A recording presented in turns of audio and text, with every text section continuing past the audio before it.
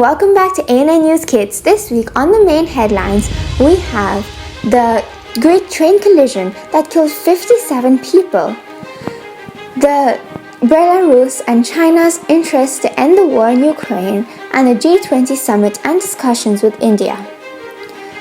In the crazy culture segment, you're going to hear some really funny jokes.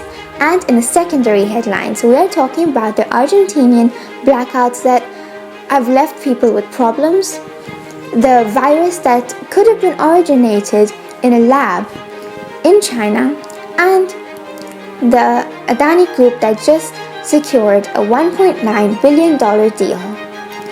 This week we are interviewing Ms. Melissa, who helps people in South Africa, specifically children and families. I really hope you enjoy. Don't forget to like, subscribe, and share because we are trying to get to 1,000 subscribers. Thank you!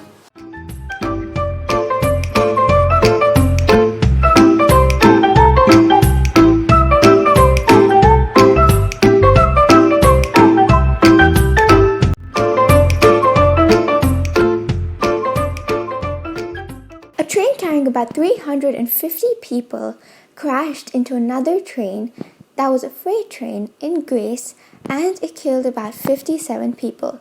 Many more were also injured and some people are missing. This was a terrible accident, and the third carriage was actually derailed. Up to the fourth carriage, all of them were derailed, but the first two got burned and everyone died inside of them. The union workers of Greece blamed the government for having disrespect towards the trains in Greece, and even the transport minister quit. The government also announced that there would be 2 days of mourning because of this terrible accident. The passenger train was going from Athens to Thessaloniki, and it's believed that most people inside the train were coming back from the holiday of the Greek Orthodox Lent.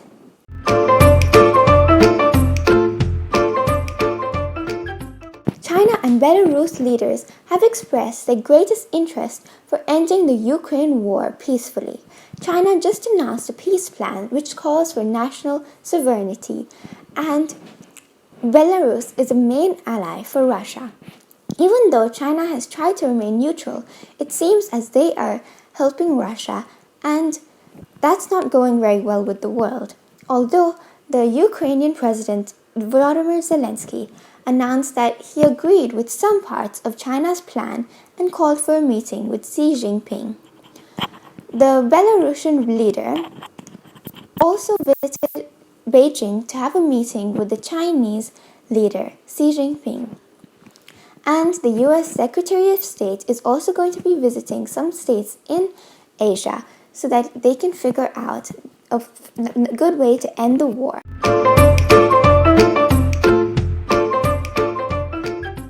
India, as the president of G20, hopes to focus on issues that are affecting the developing countries urgently, such as food and energy security, inflation, debt burden, climate change, and digital transformation.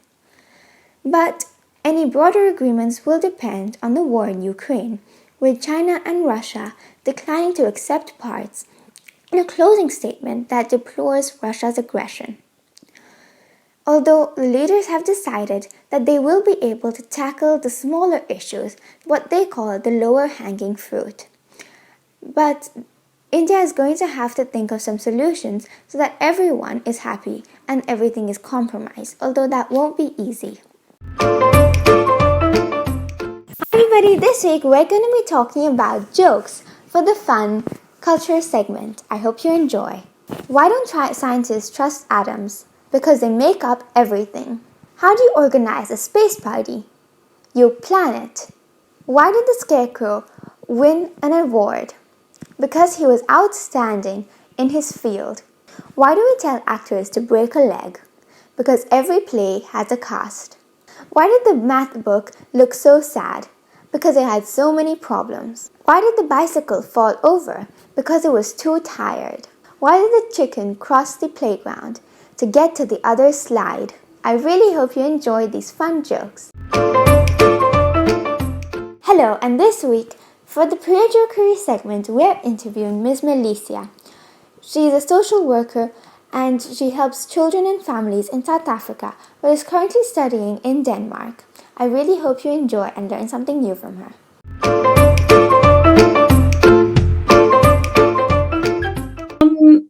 So my name is Malaysia, and my surname is Snai. I am a social worker, and I am from South Africa. Wow, that's great. Wow. Can you tell me what you do as a social worker and what kind of social worker you are? Okay, so in general, social workers are responsible for the upkeeping or promoting the well-being of all vulnerable groups. So what they do is they try to assist people with any challenges they may experience in their interpersonal or social lives. And then also they promote human rights, especially those of marginalized groups. And they try to work towards equality. So social workers, as they work with many vulnerable groups, they also have different roles depending what type of social worker you are. So in my case, I was a child protection social worker. So I worked with children under the age of 18 years old. And I was responsible for the safeguarding of these children. So any issues that might arise that threaten the well-being and the safety of children, I was responsible to respond to these issues and protect the child's well-being by either removing the child from the situation or strengthening the capacity of the parents to be able to care for the child as needed or as set out in our Children's Act. So whichever social worker you are, if you work with people with disabilities or if you work with older persons or with children, doesn't matter. We have laws. Each country where you work in have a set of laws that protect that specific vulnerable group. These laws are in addition to the constitution, which set out everybody's basic human rights. So these laws and principles will guide us in how to execute our work. Great. Wow, that's amazing. And then right now you're in Denmark. So could you tell us a bit about what you're doing there and how you're helping over there? Okay, so one of the things, our world as we live in is ever changing and evolving. It doesn't stagnate. So with that, we as human beings should also evolve. So if we want to keep up to date with what is happening in our service user or our client's life and be able to adequately and effective and efficiently assist them, we need to have knowledge. So one of my personal values is continuous professional development. So currently, I'm in Denmark, busy pursuing a master's degree in advanced social work, which will aid me with skills to assist the clients back at home in a better way. So in addition to also doing my master's degree here in Denmark, I'm also a student in South Africa. I'm doing my honors degree in gender studies because we have a big challenge with violence against women and children in South Africa, and I'm also passionate about the protection of women and children. Thank you so much. That's very interesting.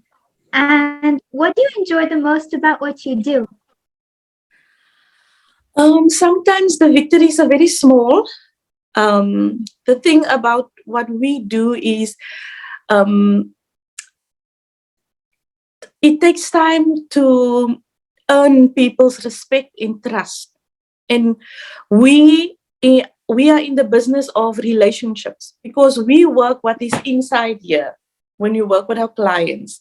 When we advocate for rights, we work with what is structural or institutional, meaning what is in the outside environment that is harming the people. But when we work with improving the lives of our clients, we work with what is inside, interpersonal, and that can sometimes not be tangible.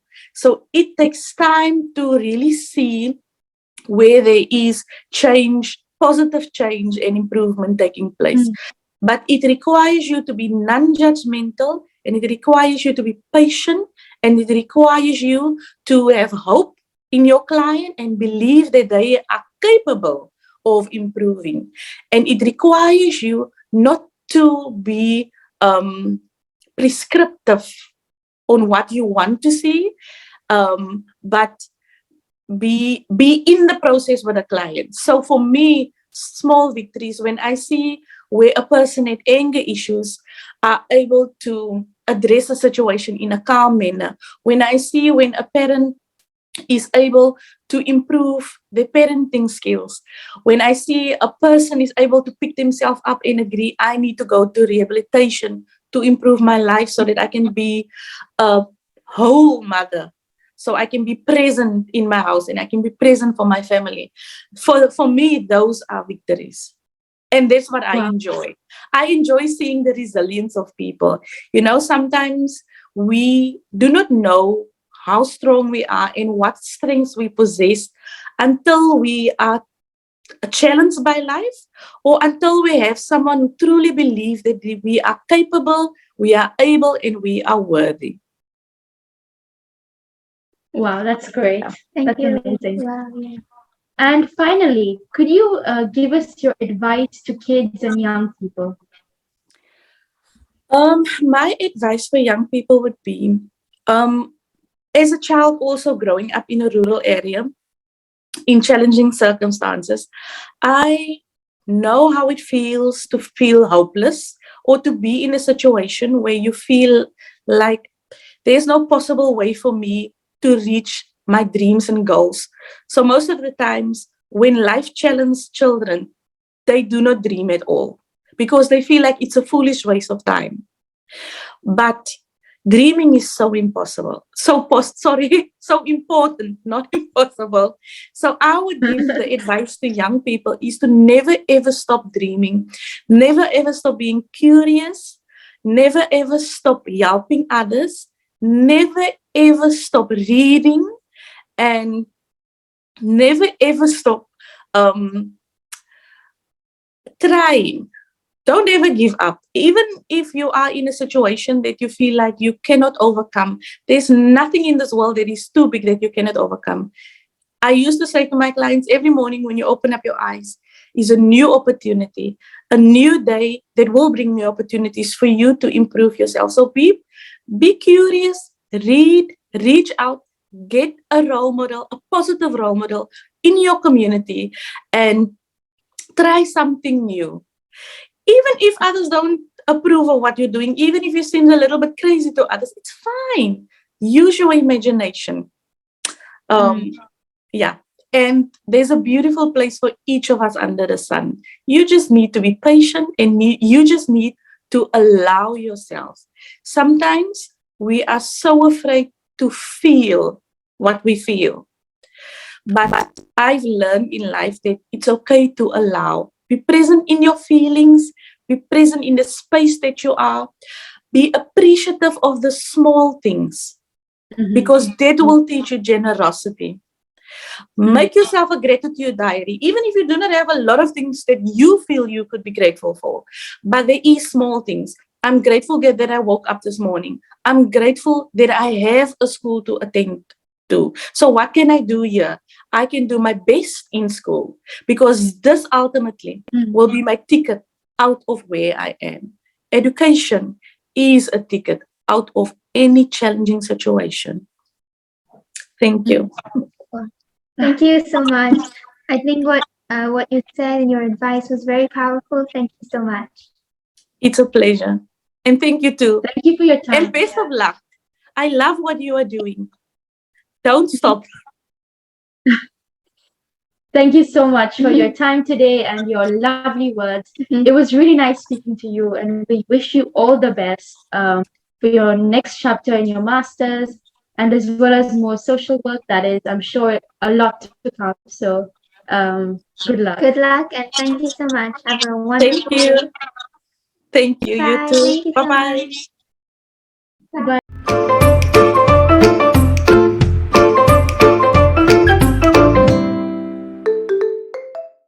More than 20 million people in Argentina faced blackouts for several hours because of a fire in open fields. This fire led to many of the power stations shutting down and a nuclear power station as well. Argentina has been suffering from many power cuts, smaller ones this year, but that has also been causing difficulties for businesses and for people. This time, because it happened during a heat wave, it brought the temperatures above 35 degrees Celsius and it left people without refrigerators or air conditioning. Some water distribution services were also interrupted and some people were left in public transport and stuck there for several hours. So, because of the heat wave, schools were closed, businesses as well, and everyone was just trying their best to survive through those few hours. Hopefully it won't happen again and Argentina can fix its issue.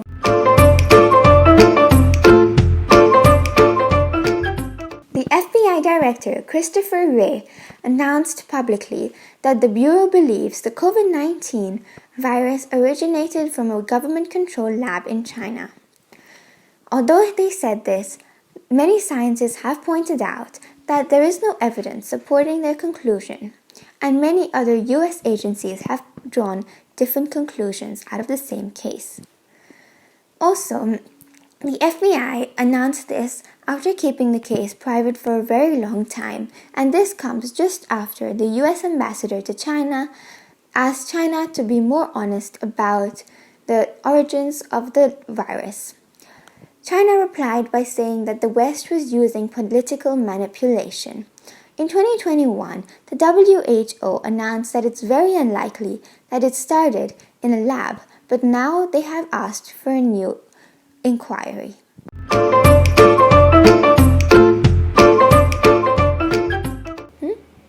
Indian billionaire Gautam Adani's business empire, which lost about $137 billion after being accused of financial fraud by short-selling company Hindenburg Research, secured a $1.9 billion deal with a US firm called GQG Partners. The money is going to be divided between 4 companies, including Adani Enterprises.